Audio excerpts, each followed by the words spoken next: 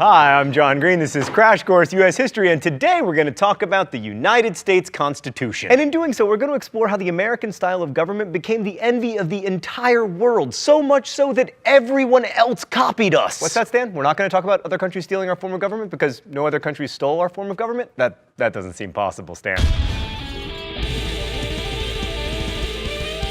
No, Stan, not the libertage. Cue the intro.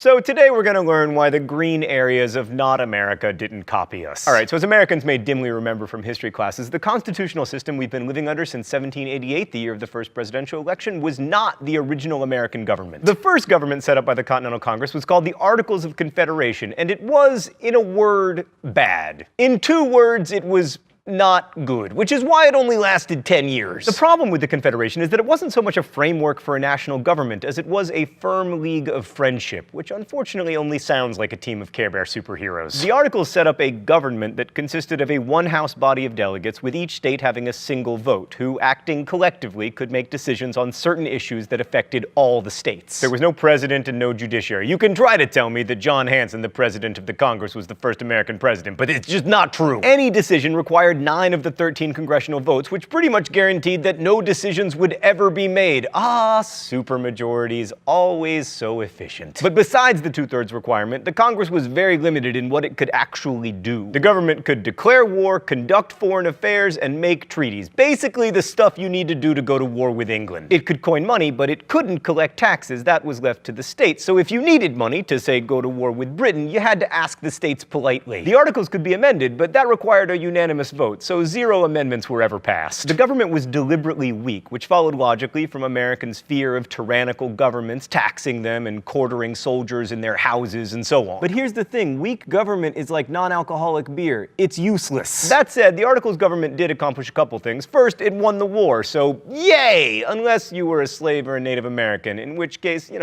probable boo. Second, the government developed rules for dealing with one of the most persistent problems facing the new nation: Ohio, which was called the Northwest, presumably because it is north and west of Virginia. Getting control of the land meant taking it from the Indians who were living there, and the Articles government was empowered to make treaties, which it did. Crash Course World History fans will remember the Athenians telling the Melians that the strong do as they can and the weak suffer what they must, and the Americans definitely went to the Athenian school of treaty making. Through treaties signed at Fort Stanwix and Fort McIntosh, the Indians surrendered land north of the Ohio River. The biggest accomplishment of the Articles government was the Northwest Ordinance of 1787, which set up a process to create 5 new states between the Ohio and Mississippi rivers. 2 things to know about this. First, it acknowledged that American Indians had a claim to the land and that they had to be treated better if settlers wanted to avoid violence. And second, Stan, can I get the foreshadowing filter? Yes, perfect. The ordinance outlawed slavery in all 5 of the new states. Still, the Articles government was a complete disaster for exactly one reason: it could not collect taxes. Both the national government and the individual states had racked up massive debt to pay for the war, and their main source of revenue became tariffs, but because Congress couldn't impose them, states had to do it individually. And this made international trade a total nightmare, a fact worsened by the British being kind of cranky about us winning the war and therefore unwilling to trade with us. In 1786 and 1787, the problem got so bad in Massachusetts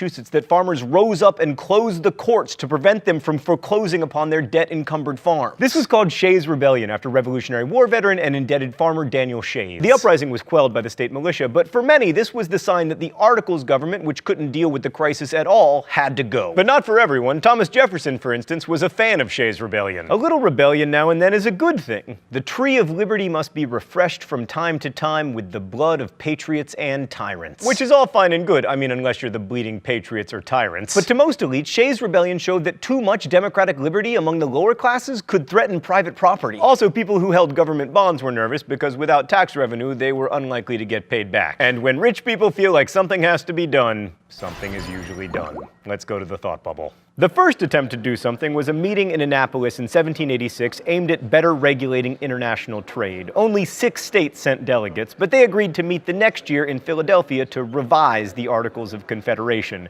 The delegates who met in Philly the next year had a funny definition of revision, though. Rather than make tweaks to the Articles, they wrote a new charter of government, the Constitution, which is, with some significant alterations, the same one that Americans live under and argue about today. Despite Despite what some seem to believe, the 55 men who met in Philadelphia and hammered out a new form of government were not gods, but they were far from ordinary, especially for the time. Most were wealthy, some very much so. More than half had college educations, which was super rare since 0.001% of Americans attended college at the time. About 40% had served in the army during the war. But one thing they all shared was a desire for a stronger national government. The delegates agreed on many things. The government should have executive, legislative, and judicial branches and should be Republican with representatives rather than direct democracy. But the devil appeared in the details. Alexander Hamilton, probably the biggest proponent of very strong government, wanted the president and Senate to serve life terms, for example. That idea went nowhere because the overarching concern of almost all the delegates was to create a government that would protect against both tyranny by the government itself and tyranny by the people. They didn't want too much government, but they also didn't want too much democracy, which is why our presidents are still technically elected not directly by regular people, but by 538 members of the Electoral College. This system is so Byzantine and strange that when American politicians speak of spreading democracy through the world, they never actually advocate for American-style elections. Thanks, Thought Bubble. Yes, I know, you have fantastic elections in Canada. Yeah, right, okay, all that too. I get it. Okay, it's US history, Thought Bubble. So conflicts between competing interests arose quickly at the Constitutional Convention in Philadelphia, the first being between states with big populations and those with small populations. Large states supported James Madison's Virginia plan, which called for a two-house legislature with representation in both proportional to a state's population, and smaller states, fearing that the big boys would dominate, rallied behind the New Jersey plan. New Jersey. This called for a single legislative house with equal representation for each state, as with the Articles of Confederation. But of course, coming from New Jersey, it had no chance of succeeding, and sure enough, it didn't. Instead, we got the Great Compromise, brokered by Connecticut's Roger Sherman, which gave us two houses. A House of Representatives with representation proportional to each state's population, and a Senate with 2 members from each state. House members, also called congressmen, served 2-year terms, while senators served 6-year terms, with 1/3 of them being up for election in every 2-year cycle. The House was designed to be responsive to the people, while the Senate was created to never pass anything, and it was so masterfully designed that it still works to this day. However, this solution created another problem: who should be counted in terms of representation? Slaveholding states wanted slaves to count toward their population, even though of course they could not vote because they were property. States with few slaves argued that slaves shouldn't be counted as people because, just to be clear, none of these dudes were not racist. This issue was solved with the notorious 3/5 compromise. For the purpose of determining the population, the total number of white people plus 3/5 the population of other persons, the word slave was never used,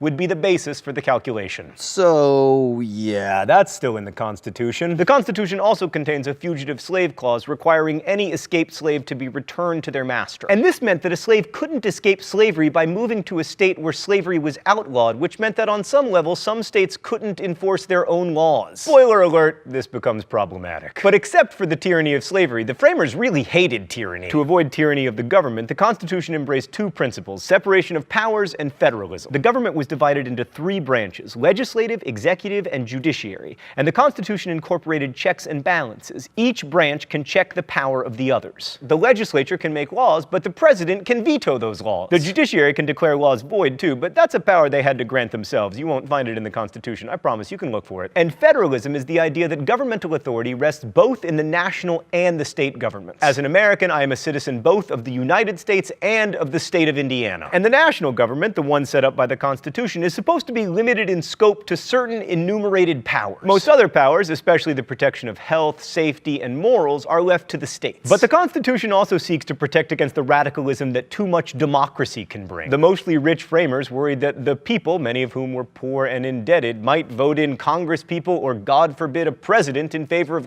redistribution of property. To hedge against this, senators were elected by the states, usually by state legislatures, and they were supposed to be leading citizen types. You know, the kind of good Americans who take bribes and have adulterous affairs in airport bathrooms and patronize prostitutes and shoot Alexander Hamilton. Anyway, the other hedge against too much democracy is the aforementioned Electoral College, which many Americans hate because it has the potential to elect a president who did not win the popular vote. But that's kind of the point. The electors were supposed to be prominent, educated men of property who were better able to elect a president than, the rabble. But the Constitution of the United States is a really impressive document, especially when you consider its longevity. I mean, as Crash Course World History fans will remember, the nation-state is pretty pretty new on the historical scene, and the United States established by the Constitution is actually one of the oldest ones. But the Constitution would be meaningless if it hadn't been ratified, which it was, but not without a fight that helped clarify America's political ideology. 9 out of the 13 states were required to ratify the Constitution in special conventions called for the purpose. In order to convince the delegates to vote for it, 3 of the framers, Alexander Hamilton, James Madison, and John Jay, wrote a series of 85 essays that together are known as the Federalist Papers. Taken together, they're a powerful and ultimately persuasive argument for why a strong national government is necessary and ultimately not a threat to people's liberty. Oh, it's time for the mystery document?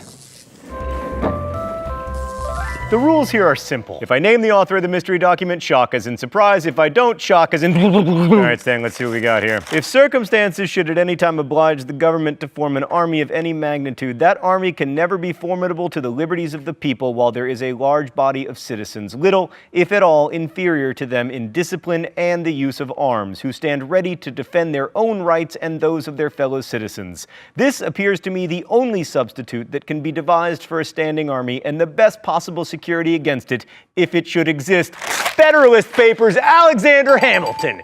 Yes! Too easy, Stan, although I appreciate the opportunity for a rant. The whole idea of the Second Amendment was that the people could protect themselves from a standing army by being equally well armed. Which these days would mean not that citizens should have the right to buy assault rifles, but that they should have the right to buy, like, unmanned drones. And arguably suitcase nukes. And by the way, in the Constitution, this is not listed as a privilege, it is listed as a right. And as a right, if I can't afford my own Predator drone, I guess the government should buy one for me. It's almost as if Alexander Hamilton had no way of knowing that weaponry would one day advance past the musket. P.S. You know how Alexander Hamilton died? Gunshot! Sorry, I had to. I am on a roll. So it would be easy to ignore the people who opposed the Constitution because, you know, they lost. But some of the ideas of these so-called anti-federalists were particularly powerful, and they deserve a bit of attention. Anti-federalists, unlike the mostly wealthy federalists, were usually supported by common people, small farmers who weren't as involved in commercial activity. They saw less need for a strong national government that would foster trade and protect creditors. And the anti-federalists were very afraid of a strong government, especially one dominated by the wealthy. Writers like James Winthrop held that a large group of United States would be like an empire, and that no extensive empire can be governed upon republican principles. As evidence, he could point to Britain, or all the way back to Rome. Smaller, more local governments are more responsive to the people and better able to protect their rights. To the anti-federalists, that meant state governments. And while ultimately the Federalists won out and the Constitution was ratified, the issue of how large government should be did not go away. So the Constitution was really only a starting point. It's a vague document, and the details would be worked out in the political process, and then on the battlefield. Thanks for watching. I'll see you next week. Crash Course is produced and directed by Stan Muller. Our script supervisor is Meredith Danko. The show is written by my high school history teacher, Raoul Meyer, and myself, edited by Stan and Mark Olson. The associate producer is Danica Johnson, and our graphics team is Thought Bubble. If you have questions about today's video or anything about American history, good news, there are historians in comments, so ask away. Thanks for watching Crash Course, and as we say in my hometown, don't forget to be awesome.